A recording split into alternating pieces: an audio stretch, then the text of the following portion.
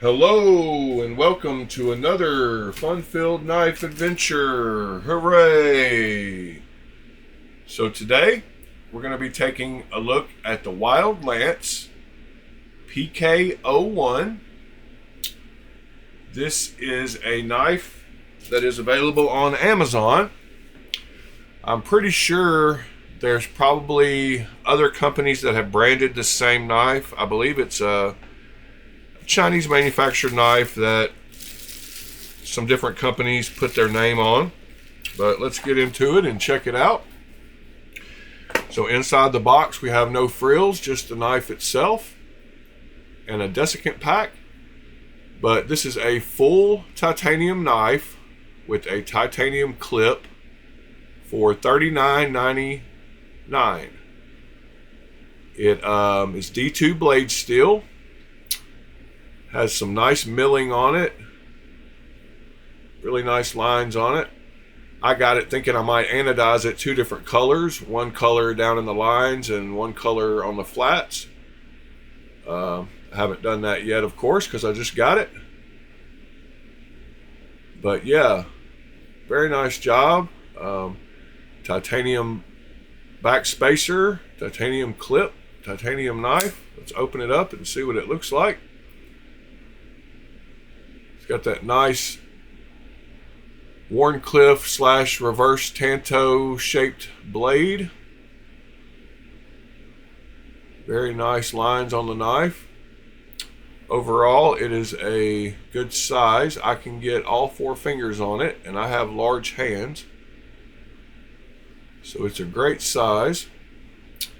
Let's see how kind of action it has. Okay, yeah, it closes nicely. You can reverse flick it. Let's see if we can get a regular flick on it. Well, I don't ever do this, so not as good. It does not regular flip as good as it. You can use the flipper tab or reverse flick. I think that might partly be due to the detent on the knife. It does have a lock bar insert, so that is always nice with titanium knives. See if I can get it to fail. That detent is pretty strong. I can get it to fail. Let's see. Yep. I think the lock bar is applying pressure also when it's opening.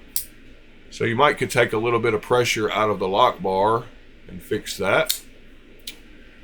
I just noticed up in the top left corner, sorry, I've got my viewer count box on, which needs to be turned off. Sorry about that. So yeah, great lines, great value. You can't beat it for $39.99. They have labeled this one the PK-01, but like I said, I wouldn't be surprised if you see some other companies coming out with the same knife under their brand. It's just one of those knives. I believe it's a great value knife that I don't think this company actually owns the rights to. I just believe they put their name on it. Could be wrong about that, but that is my guess. It does have a nice lanyard hole. You cannot swap the clip, so it is right-handed tip-up carry. Yeah, I really like the looks of it. Let's get some measurements on this thing, starting with the weight. So it is, well, something happened there. Let me see if 3.97 ounces. Yep, 3.97 ounces. Let's get a few more measurements here. Let's get some length measurements. All right. Overall length looks like it is 7 and 5/8 possibly, with a blade length of, let's see, to the middle of the scales, it's right at 3 1/4. And then the cutting edge is right at 3 1/4 as well. So you can see the front of the scales, and it does have a nice sharpening choil. Lock bar access is good. It's easy to get to the lock bar. Let's see, let's get a couple more measurements here. And grab my calipers. We'll get some width measurements. So the blade width at the widest point up here is 0.139, 1395, probably 0.140. I'm probably squeezing it a little tight. Let's see.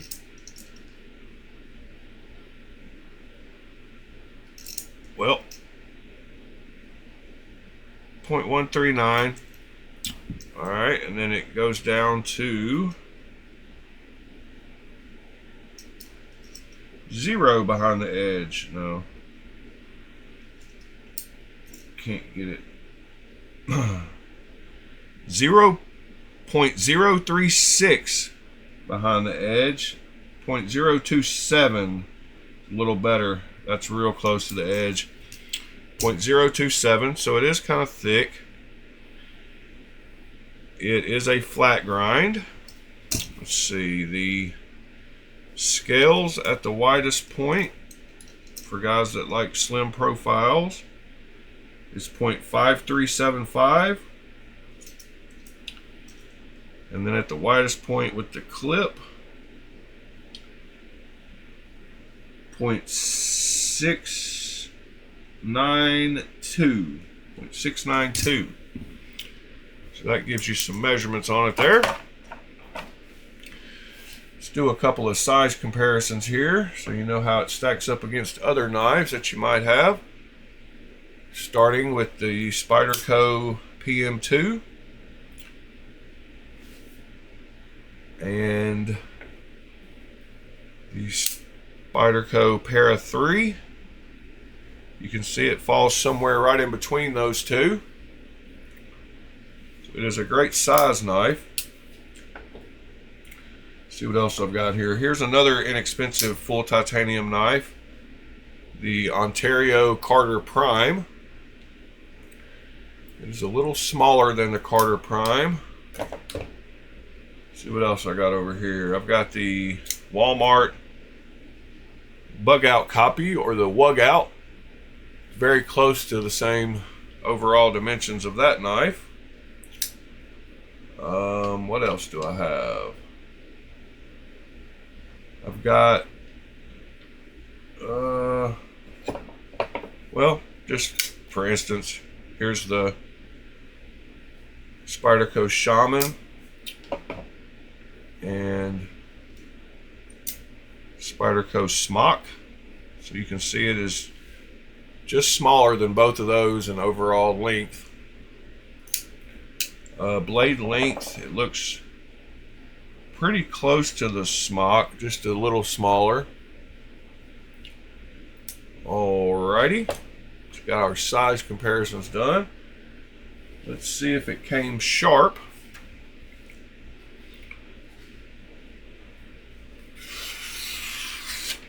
Yes,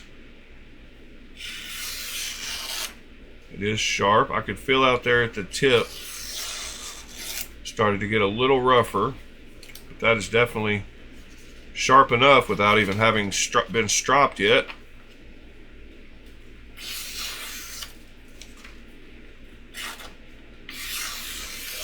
Properly heat treated D2 is decent steel, especially for the money, so can't complain about that.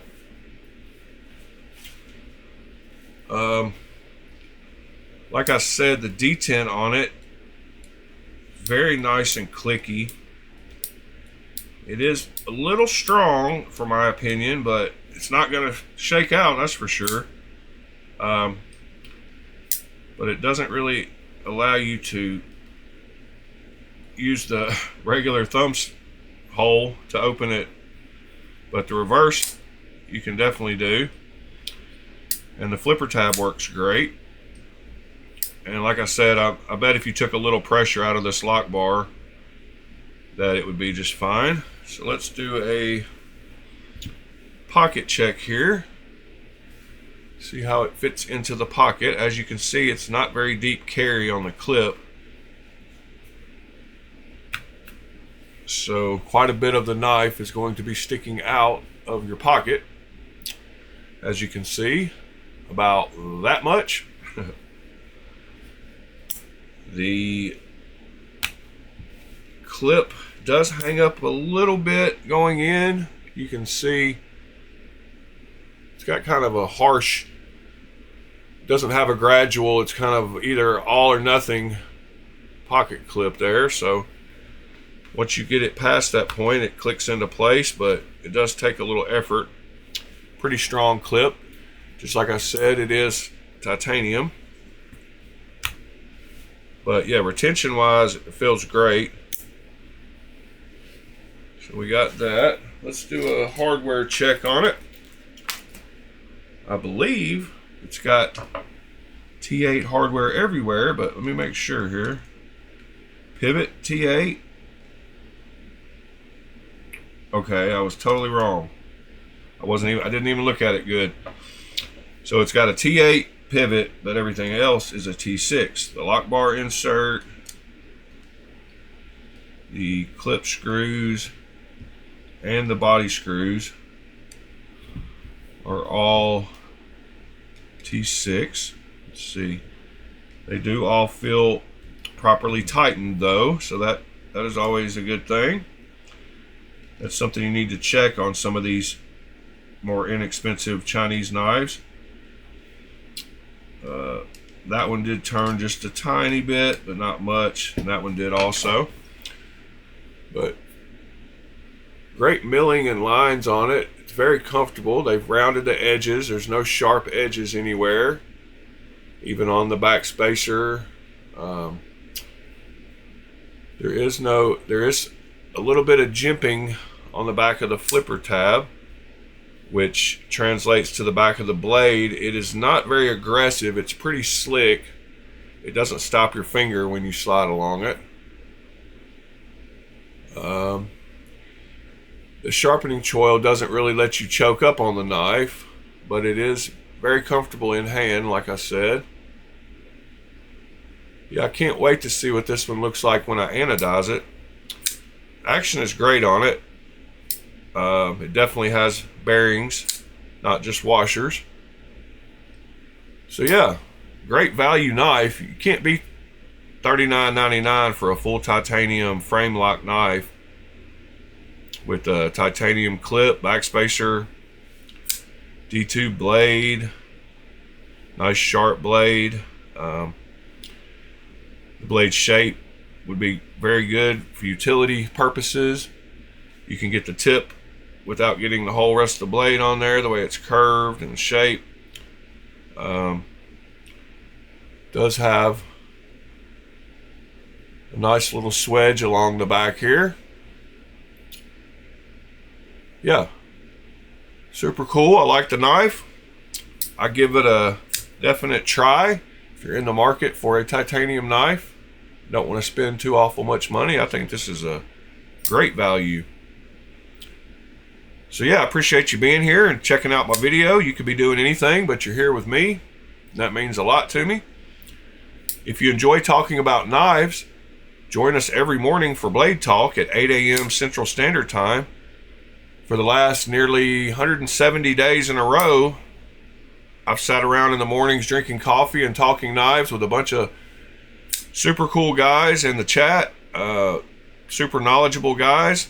I've learned a ton during those 170 days, and I've tried to teach a little bit of my useless knowledge I might have picked up along the way.